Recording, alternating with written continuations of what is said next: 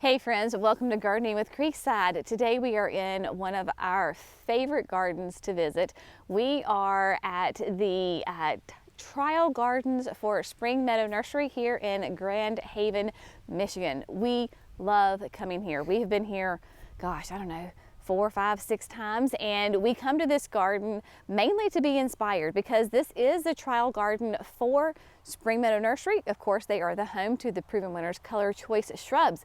So what we're going to do is, we can't cover the whole garden because it is acres and acres and acres of gorgeous flowering shrubs. And that's the amazing thing is that these gardens, y'all, are shrubs. All shrubs. You may see a couple of annuals or perennials around the owner's home, but other than that, these gardens are 100% shrubs and trees. So we're going to go through and give you some inspiration. Now, this is more going to be about inspiration than specific plants. There will be some specific plants that I can tell you what they are because they are on the market and have been on the market, but this is a trial garden, meaning there are shrubs and plants growing in here right now that are not yet available on the market. And the last thing we want to do is expose a plant and put it out there before Spring Meadow Nursery is ready to put it out there. So don't get too hung up on what the exact specific variety of a buddleia or a hydrangea is. If I can tell you what it is, then I will certainly tell you what it is.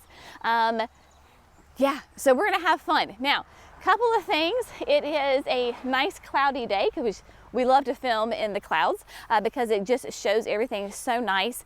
And we've had a little bit of rain. So rain or shine, we're gonna go for it, my friends. Now, okay, let's just talk about this, right? So this is one of the entrances into the gardens, right? So this is a driveway, so keep that in mind. Beautiful grass on either side.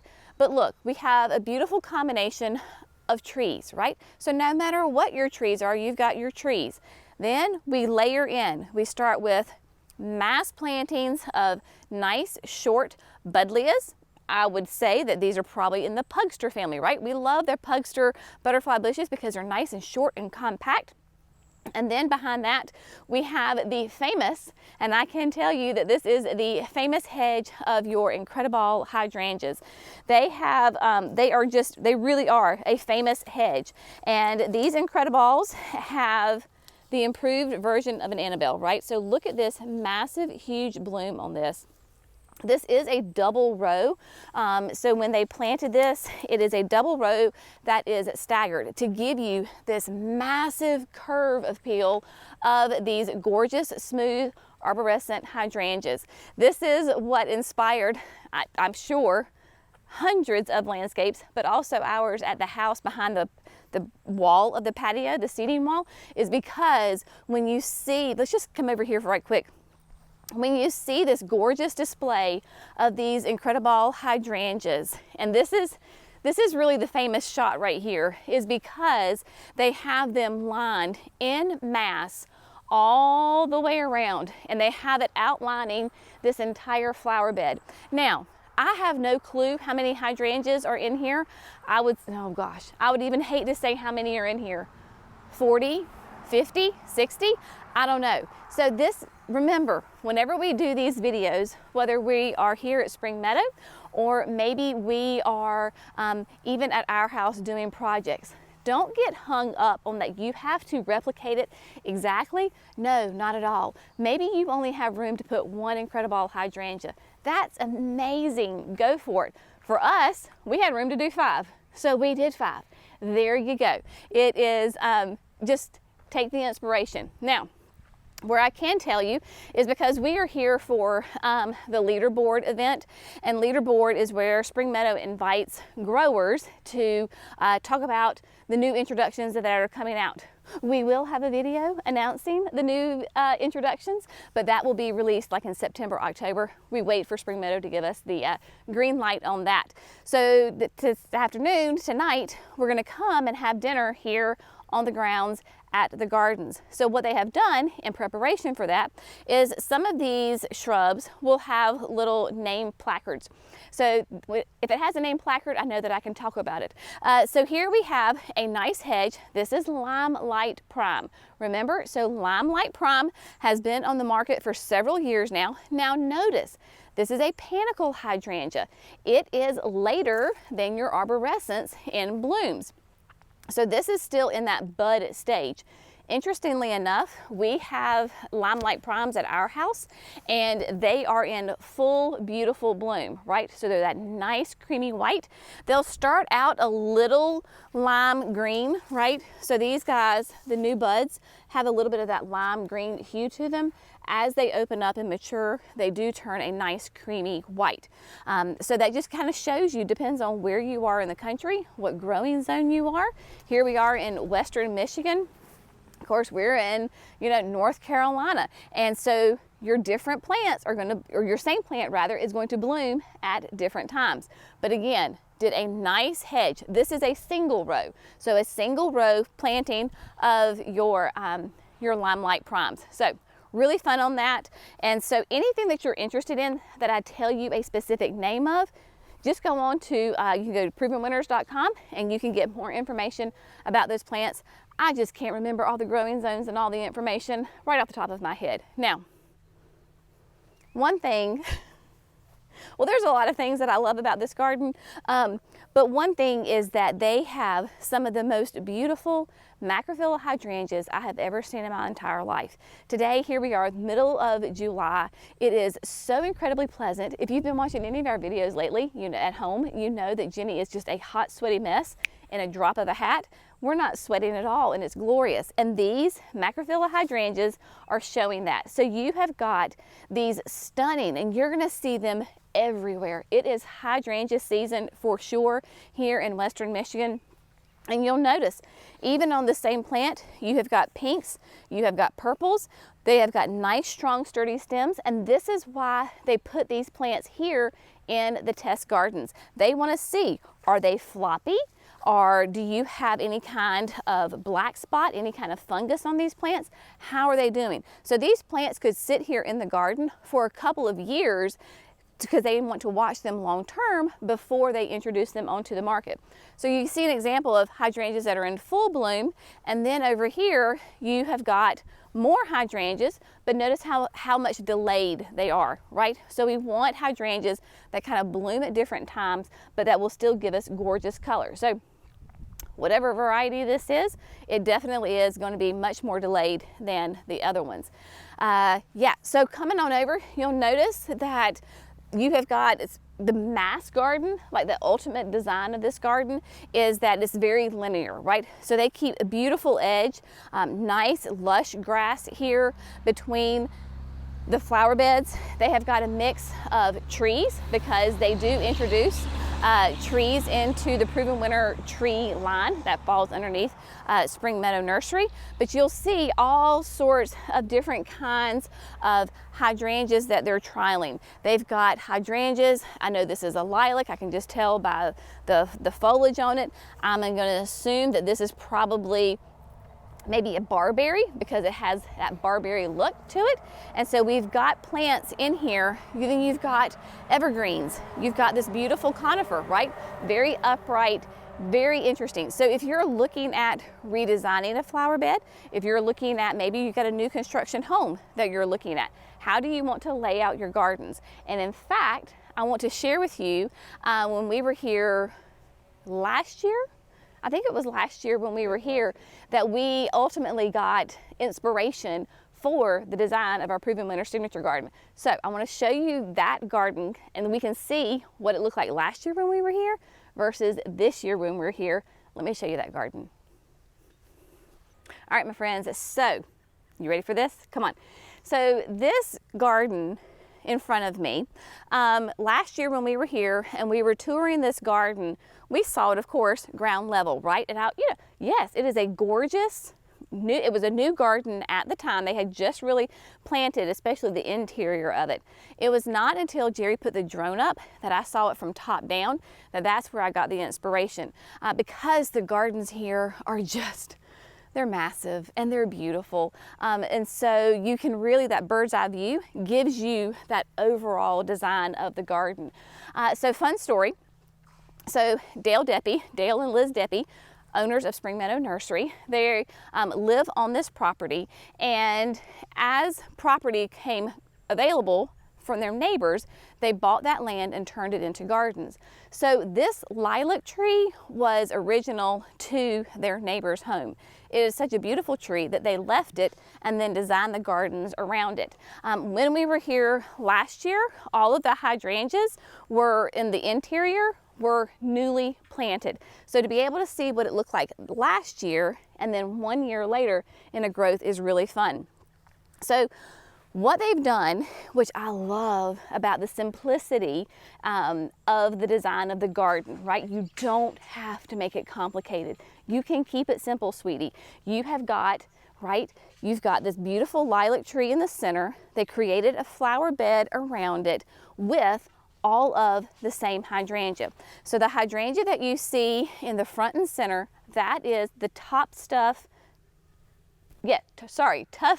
Top Fun, which is a great lace cap hydrangea, that beautiful serrata. It is a reblooming, so you can see that it has got your old blooms on it, but yet it is still putting out new fresh buds.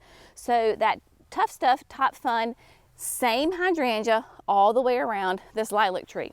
Then what they did is they took they took a macrophylla hydrangea and planted it all around the interior. So this is the Let's Dance Skyview. We've had this at the nursery, very, very popular, beautiful, massive, like look at these gorgeous blooms, right?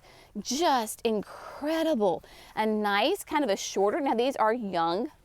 These are young, on the youngish side of the plants, but you have got, again, a nice rebloomer. You have got the first flush that they're showing some age on it. Sure they are. Then you've got next level, and then you still have buds. So you're gonna have gorgeous flowers continuing to repeat on that, that same hydrangea. And then next level, all the way around, we've got some panicle hydrangeas. And I do not see a sign on this one, so I don't know which panicle it is. I don't think it's the little lime punch, because to me it just looks a little different. But regardless of what it is, you could use little lime punch all the way around, or you could use Incredible. It doesn't matter which hydrangea you're using, just keep in mind the design. So they're keeping it really simple, the same hydrangea that's nice and lower on the front, and then they go up a level, and then next one all the way around. They have within their trial gardens, so they may have multiples within that same genre of a plant, right? That same genius type of a plant. So maybe you have lots of different roses of Sharon. Maybe they are blue, you've got pinks, you've got all sorts of ones in here, and we may say, oh, well, that's, you know, the one that's already on the market, and it could be, or it could be a different one that they were looking at. Here you've got a sweet shrub. I know it's a sweet shrub, right?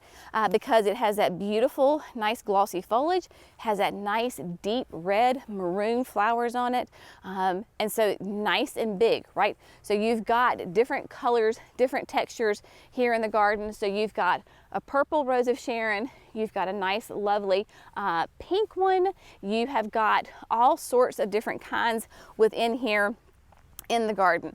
Yeah, so lots of fun to see this particular garden from 1 year to the next. Now, I do want to go down closer to the river, because we were also down in that area when it was really newly planted. So let's see how that has grown in a year. All right, we are from North Carolina, right? And so it is fun to see maybe some southern plants that they are growing in their Michigan climate to test it out, right? So again, I have no idea what this is like specifically, but this is an aucuba, right? We're familiar with aucubas because we use them as an evergreen shade plant. So it's neat to see how they're looking at aucubas in their Michigan garden, right? How is it growing? Another thing that I adore about this garden and that I so appreciate is you have got massive mature trees throughout this entire property. These trees have been here for decades, right? So they have been here for a long, long time. But notice what they have done is as the trees are growing, they have limbed them up. So while they still give that gorgeous structure, but it allows the sun to get down into the garden so that you can grow panicle hydrangeas that need that 6 hours of sun, but you can also put them right beside macrophylla hydrangeas maybe that need a little bit more shade. So that kind of gives you an idea at your house. If you have property that has big mature trees, maybe, I know it's an investment if you can't do it yourself, few of us can, to go in and limb up those trees so that you can still have those gorgeous trees, but then you get light down in your garden so that maybe you can grow some more things. They also have tons of art. They have tons of, whether it's sculptures or fun whimsical things in here. Like, look at this. This looks like a little turtle, right? Some cute little guy right here on the garden, on the floor. That's super, super cute. Now, over here, let's see. This is the gardens down here. Let me show you that we visited right after they had planted them. I mean, like, right after, and they are doing quite lovely, I would say. The property is here on the Grand River, and I know for us, we enjoy coming and just being able to be here and just kind of be near the water. It is really fun. Of course, on the weekends you have a lot of boaters and all that kind of stuff, but it is definitely a gorgeous piece of property. Now let me show you this. This is a fun one, and in fact, we were offering this online. This was a new introduction last year. This is Kinsley's Ghost, which is a type of honeysuckle. It is a grape honeysuckle. It is not invasive. They actually have this with the structure that they have it climbing on. They have some metal stakes in there, and then it's like chicken wire, hog paneling chicken wire in there, and then they have it planted. So they're using, creating their own kind of trellis here to have it growing. But what is so cool about this is it has that kind of a eucalyptus look to it. It has that bluish green tint, nice big like leaves, like cupped leaves. You have it flowers in the spring, and then in the center, these little berries will turn a lovely red. So this is really cool. It is, like I said, it is a climber. You can see that it's got gorgeous new green growth, nice bright growth on it. I actually took one and from a quart, right? Put it into a bigger container, and then when the time is right, once it's grown out some more, I'm actually going to plant one on the fence of the privacy berm, because I thought that would be really cool. We'll have the north poles behind it, and you'll have that beautiful kind of that gray, green, blue foliage up against the backdrop of the evergreens of the north poles. So that will be really cool. Now, these beds here, you will see these are the ones that were newly planted when we came. And what was really cool about seeing a newly planted garden is that you could clearly see how they had the plants laid out. So again, don't get concerned or too hung up on like what the specific type of plant is.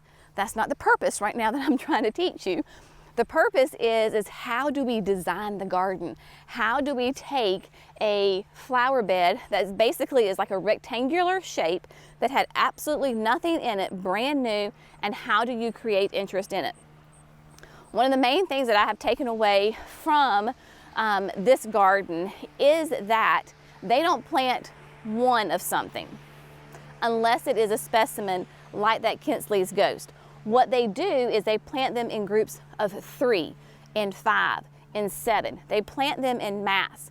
And sometimes they plant them in a triangle. Sometimes, like these panicle hydrangeas, right? So we're in a triangle. As these grow, they're gonna look like one big, massive hydrangea. Then we've got a lovely, nice dark foliage. I don't know if this is a weigela, whatever it is.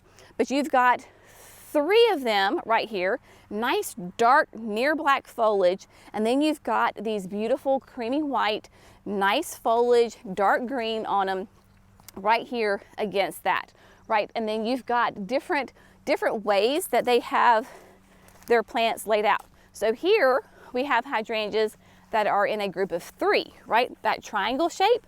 But look right here. Here we have hydrangeas that are in a single line, coming from the corner and coming out. So don't be afraid and don't be confined to that thought process of, oh gosh, I've got to put, I've got to lay it out like this, or I have to lay it out like that. It's your garden. Do what you want to with it, my friends. Lots and lots of options for you. All right, we're going to, I think, we're going to head to a different direction because there's so much to see. and I want to show it to you. Basically, the gardens that we just showed you, that is one end of the property. And then it continues on and on and on here along the banks of the Grand River. Absolutely stunning. You can have gorgeous gardens. You can have your grass. You don't have to choose between the two. So this is the perfect place, you know, if you were going to have a party or a wedding or whatever it may be. As we go through, they do have a guest cottage here for when guests of the nursery come. That's one thing else also I need to say is that these gardens are not open to the public. So unfortunately, these are private gardens because these are trial gardens. So they have to keep some secrets to themselves. That's why we're so grateful that they allow us to come and film this so that we can share it with you. So yeah, so these are private gardens, not open to the public. This is why doing these videos are so much fun. But look at this. Gorgeous variegated foliage. I'm assuming this is some type of Rose of Sharon, right? We've got something going on here, but you've got this beautiful variegated foliage next to an arborescent hydrangea, right? I know it's an arborescent because it has that nice mop head. It's a little bit of an older blooms on it. Your smooth hydrangeas, your arborescents tend to bloom first and are very like color specific, right? So that's not a macrophylla. But then we have it next to a panicle hydrangea, right? So here we go, nice, larger size, been here a little bit longer. You can look at the blooms and you think, okay, well, how tough are these stems? Because that's one of the main things that the breeders at Spring Meadow are looking for is not only is this a gorgeous flower, but how strong are your stems? What happens when it rains? Does it flop? Does it just splay open? What happens to it? Another thing that you're going to notice a lot on many of the trees here is you're going to see these vines growing up the trees. These are not invasive vines. These are the climbing false hydrangeas. So there are multiple ones throughout the property where they are testing them. How are they performing? How much do they flower? How fast do they grow? All of those things. What's their disease resistance? You name it, you're going to see multiple trees that look like they have something growing on them. They do. It is those false climbing hydrangeas. They do not hurt the trees. They are not parasitic. They don't kill the trees. So all is well on that. Talking about a panicle hydrangea, we've talked about this a lot here lately at our house and the nursery is when you can have a panicle hydrangea like the one we just showed you versus this one. Notice how open the flowers are on this. And so a lot of times these tend to do really well. This would be similar to like a quickfire, little quickfire. They have those really open habits on them, on the blooms. Pollinators typically love those hydrangeas. And when it rains, the water just goes right through. So they tend to be much more sturdier and hold up really well against any kind of rain or anything like that. Here we have Tres Amigos, which is an abelia from Proven Winners. We do love our abelias, and this is that Tres Amigos, nice, short, evergreen shrub that does really well. Typically is going to be a late summer bloomer with gorgeous flowers on it. So we have got that. Let's see. Beautiful chartreuse tree-esque shrub, right? Next to a nice dark green, maybe like an aronia, right? So where we're looking at our color contrast, we've got a beautiful chartreuse next to a nice dark glossy green, different colors, different leaf textures, different height, different habits, makes for a very interesting garden for sure. See, this is here we have another of the climbing hydrangeas right here and another abelia. So this is Mucho Gusto. Mucho Gusto is a gorgeous, gorgeous abelia. Very different in color than the Tres Amigos. To me, it has a little bit more of an elegant, refined look to it, right? And so you can see that this one has started to put on the first flowers. Very fragrant, and your pollinators love your abelias. So abelias are a great evergreen shrub. And I was trying to look at the hardy in zones at 6 to 9 because I think this is right at the zone of zone 6, I believe. Typically you think of abelias as being more for the south, But here in the gardens, like this is not a first-year plant. These have been here for a couple of years and are doing quite nicely. With your abelias, you can trim them back in late winter to keep them more tight and to encourage that new flush of growth to keep them nice and tight. So if you've got abelias, it would be better to prune them late winter, just give them a nice little shape and they will be gorgeous. All right, let's see what else we can get into. Okay, so we're walking through and I see some plants that are identified. We can talk about them. And because we may have these in our gardens as well. So here we have Winecraft Gold Smokebush. Y'all, if you've followed us for any length of time, you know that I have one of these planted in the privacy berm on the nursery side so that you can go up to it. This is one of those plants that I was not sure that I could grow because it is hardy in zones 5 to 8. We are in 8A. Mine does go in the shade probably about starting around 3 o'clock. Look at this, gorgeous. Also, look at this. They're creating it into a standard form. So as the smoke bush has grown, they have simply limbed it up, right? So this is not, they didn't, create this in the nursery to be this way, but as the plant has grown, because this is quite a mature smoke bush. Probably, I would say maybe 5 years that it's been here. And so they have kept it limbed up so that they could come around with other plants underneath it. So gorgeous, Winecraft Gold, love this smoke bush, one of my favorites. Now, if you're a hydrangea lover, I want you just to go ahead and prepare your heart that you're about to see some of the prettiest hydrangea gardens that I have ever been at. So here we go. Let's come around this way. I know Jerry's pointing to me, but I want to show you this first because look at this. Here we have the sky view again, the Let's Dance sky view. So just look at the layers of the hydrangeas. So you've got the sky view, you have got more hydrangeas back there. I don't know what they are. And then we go up to these nice, huge hydrangeas. They're everywhere. Again, don't get stuck on what kind they are. Think about when you're at your garden center and you're shopping. Think about height. Which ones, what are the shortest, the medium, and then the tallest. And then you can layer your gardens as such. So just gorgeous with really fun, whimsical art. Here they have like a flamingo, out of some sort of like recycled iron. Just fun and whimsical, and why not? But this is where, oh gosh, this is where we're going into hydrangea heaven. I mean, just gorgeous. Most of these are in here are going to be pH dependent, right? So depending on the soil's pH will determine the coloring of the hydrangea. So you have got gorgeous deep pinks, then you transition some into some purples, all sorts of different colors in here, and again, different layers. This reminds me of like a smooth hydrangea. This would be more of a color specific, so maybe it's like an Invincibelle Ruby or an Invincibelle Garnetta, right? So those arborescent hydrangeas, color specific, just beautiful. And then, I don't know what this is. We don't need to know what this is, but look at this, y'all. This is gonna be some sort of like macrophylla hydrangea. Notice it's nice and short, but look how big these heads are. Gorgeous, more of a creamy white center, and then the color on the outside, just absolutely gorgeous in there. And just mixed all in, you've got dogwoods in here, you name it. But come on, look at this. So depending on what the cultivar is, you have got ones that are more of a pastel pink, and then you have got like really intense, hot pink. They also have bigger petals on them than the other ones do. So this is why proven winners test these plants.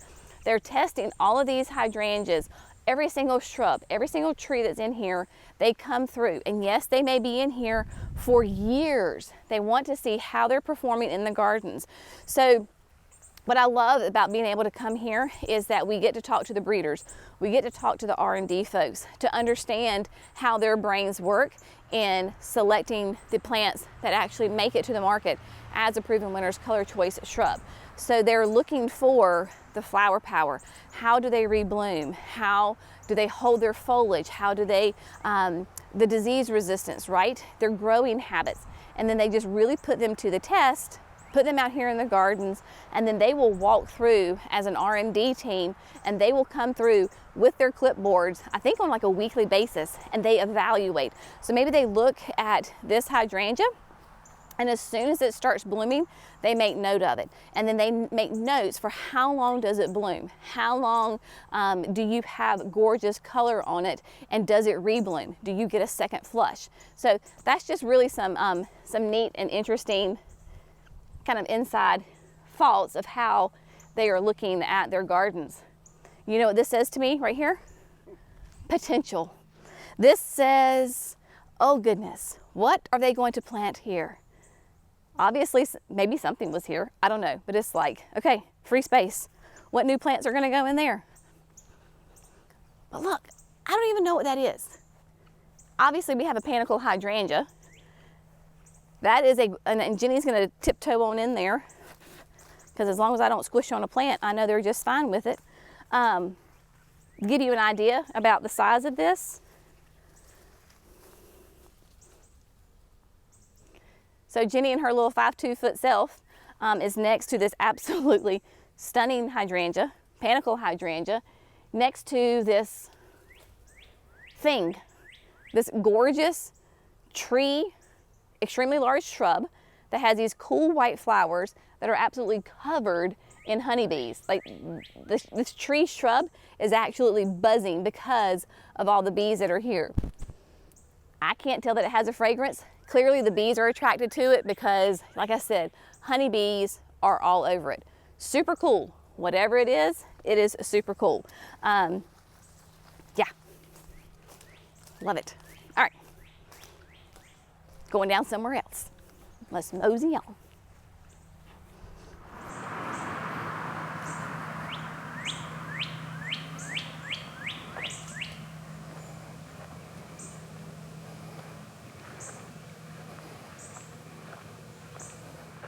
Okay, so again, let's talk about this one. So this is Macrophylla. This is Wee Bit Innocent, and Wee Bit Innocent, we've talked about this at the nursery because we had it for sale at, or have it for sale at the nursery. I actually planted one underneath the forest pansy bed. If mine ever gets to be this big, then I will be quite happy. This is one of the plant introductions from our friend Megan Matai, and the Wee Bit Innocent is going to be pH dependent. So depending on what your soil's pH level is going to be, then it will determine the color of your flowers. But what is neat about the Innocence is whether it is pink or it is blue, it is going to be an extremely soft, like pastel color, right? So there are, there's also bugs flying all around, and so spiders, here we go. So whether it does not matter with your soil pH, but you're going to have a nice soft pastel color, whether it's a really nice soft pink or a nice soft blue, compared to whatever the hydrangea is right beside of it that is much more electric, right? So it is a really bright, bold, hot pink color to it. So Innocent gives you that gorgeous light pastel colors. This would be a serrata hydrangea. Don't know specifically what kind it is, but this would be similar to like a Tough Stuff, right? That's all in that same family. You know it's a serrata because of that lace cap type bloom on it.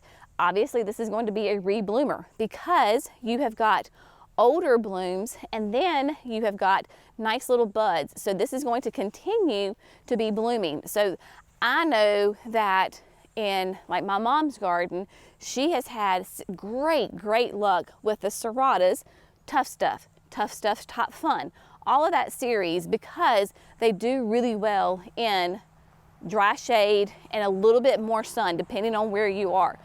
So those are, you know, if you have a problem area, maybe you don't have enough sun for a panicle, but you get too much sun for Macrophylla, try the serratas. They tend to be a little bit more adaptable with their sun conditions. All right, my friends, so we are going to kind of make our way to what's more of the street side of the garden. The gardens are very remote. I mean, you're in Western Michigan. This is not a happening place as far as like, you know, tons of businesses. This was what I would consider to be the country part. However, there is a main road that runs really kind of the length of the property. And so what the deputies have done is, we'll go this way because we can see it. Sorry, we're pivoting here at the last minute, is that they have created this raised berm that runs the length of the property. There is a chain link fence, but it is landscaped on both sides. So if you're driving by, it's pretty clear that this is a special piece of property because it is fully landscaped on both the street side and then of course here in the private garden side. But you can see that this is pretty much flat ground as opposed to, they definitely came in here and created that privacy. One, it helps reduce the sound, right? Cars going by, it reduces the sound, and then literally just privacy for the gardens. But, oh my gosh, this summer sweet smells divine. So I don't know which particular one this is. I know at the house we have French vanilla. French vanilla has started to bloom, and Jerry, like, look at the pollinators. I don't know if you can see all the honeybees that are on this. It has the most delicious fragrance to it. Like, you smell it. It's not quite like a gardenia, it's not like a lilac. I don't know how to describe this fragrance, but your summer sweets of French vanilla, one of my favorites, is blooming now even at the house and has a divine fragrance. If you're looking to support your pollinators, then that is definitely one that you're going to want to include. But again, big, like, look at the blooms on these guys, right?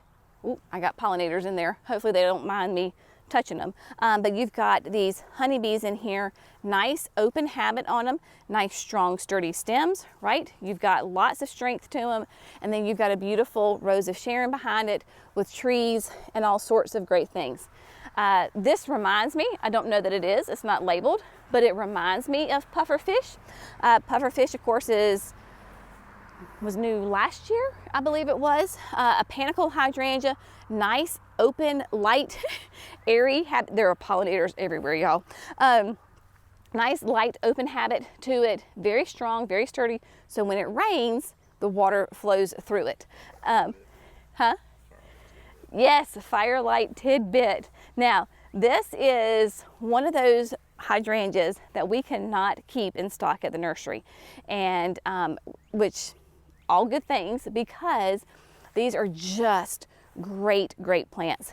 Beautiful, strong, sturdy stems, and those firelights, even for us in the south, tend to take on that pink hue. Now, they're not going to be Michigan red, right? They're not going to be Michigan pink, but they will take on a really nice, pretty hue. Now, Proven Winners is getting more and more into roses. They're trying to enter into those rose markets and to show, bring on plants in the industry that are going to be great rebloomers, that are going to be nice and fragrant, that are going to have high disease resistance.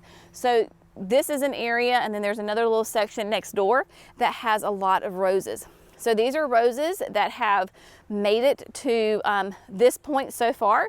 So they have gone past the R&D, the trials in the greenhouses, the trials out in the fields, and they've been brought here to see how are they going to do here in the final stage of the gardens. So gorgeous colors. You see reds, you see pinks, you see yellows, you see light pinks. Jenny's going to take a little sniff, get the pollinator off. That one, gorgeous flower, not much fragrance. So sometimes they're okay if they don't have fragrance. Hopefully Jenny won't trip over a steak. It was a steak. Sometimes it depends on what line they put them in, that maybe they don't have to have a fragrance. I know, like they were talking about their Oh So Easies. They don't really market those as being high fragrance. So maybe if a rose is gorgeous and it's doing great and they love it, but it doesn't have a fragrance, maybe they put that in a specific line. Or maybe there is a, oh, look at that gorgeous red. No clue what that is. Beautiful. Reds. I don't have any red roses in my garden. I think I need to change that somehow. Jerry's laughing at me on the backside. But you can look at these roses and then say, oh my gosh, gorgeous color. Now that has fragrance. So that smells really great. But you've got all these right beside each other. nice color on the foliage, right? And then you've got all sorts of different ones all here together, and just trying to see how they're doing. I will say, if you see these cages throughout here, and you're like, well, you know, they've got dead vines on them, these are clematis, right? So clematis will tend to be, of course, those early spring bloomers, and then they kind of peter out when it gets hot. So you've got these structures in here. Just because I know somebody's gonna ask, remember with the Kinsley's ghost, I told you about how the structure is? So somebody's gonna ask how they built it. So Jerry, will you just kind of give them a show? If you want to put in a structure, right? So you've got those 2 fence posts, and then it is the chicken, what I call chicken wire, around it. And then they've just hooked them together with some little wire. So there you go. And then they've just driven it into the ground. So if you wanted to do something like that, now you know how they did it. Yeah, beautiful. I know there was, I think it was last year when we were here, remember there was a pear tree? So they do have some fruit trees in here. Oh, here it is, and an apple tree. So, I don't know. If you needed a nice mature, and maybe this tree was here, kind of like that lilac tree. That's what I would assume, because when you look at the trunk on this thing, it is absolutely huge. So yeah, you know, if you get hungry, you just come in here and grab an apple, and there you go.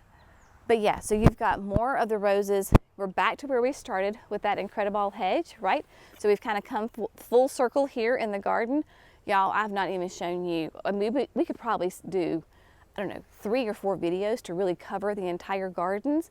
We will link some of the past videos that we have done, because there's whole other sections of this garden. But it is just, it's really fun. We feel very honored that we're allowed to come in here and to film it and to show it to you, because this is just such a very unique garden. I fully recognize that this is not open to the public, right? This is a private garden, but I bet close to you there's a botanical garden. So go out there, just do some Google searches, you know, botanical gardens near me. Go out there and explore those public gardens that are close to you. Amazingly enough, a lot of times zoos will have gorgeous gardens. I guarantee there's colleges and universities in your state that have display gardens, right? So, and these are all free and open to the public. Proven Winner Signature Gardens, those are free and open to the public. So whatever those gardens may be, get out there and explore, because we have been inspired and had so much knowledge on how to design the garden, how to lay out the garden, how to form your beds, how to give interest year round from visiting gardens like this. And so that's the biggest thing I want you to take away from this tour, is the inspiration. Again, don't be hyper fixated on what type of plant it is, because we may never know what kind of plant it is, but to take that idea and to tweak it and to find what's in your local garden center or what works for you. Maybe you're a zone 9, maybe you're a zone 3, right? We're kind of in the middle here in a zone 6, but maybe these kind of plants don't work for you, but you have some other plant that's really native to your area and really thrives in your zone that would be a great addition to your garden. So go out there and explore those local gardens that are in your region to really then get maybe specific plant inspiration, and just enjoy this. I mean, it is always such an honor to come here. We appreciate the staff at Spring Meadow. They are always so kind and so gracious. Thank you to Dale and Liz for letting us come and explore your beautiful gardens. As always, we hope you have found this fun, informative, and inspirational. Y'all have an amazing day, and we'll see you in the next video. Bye, friends.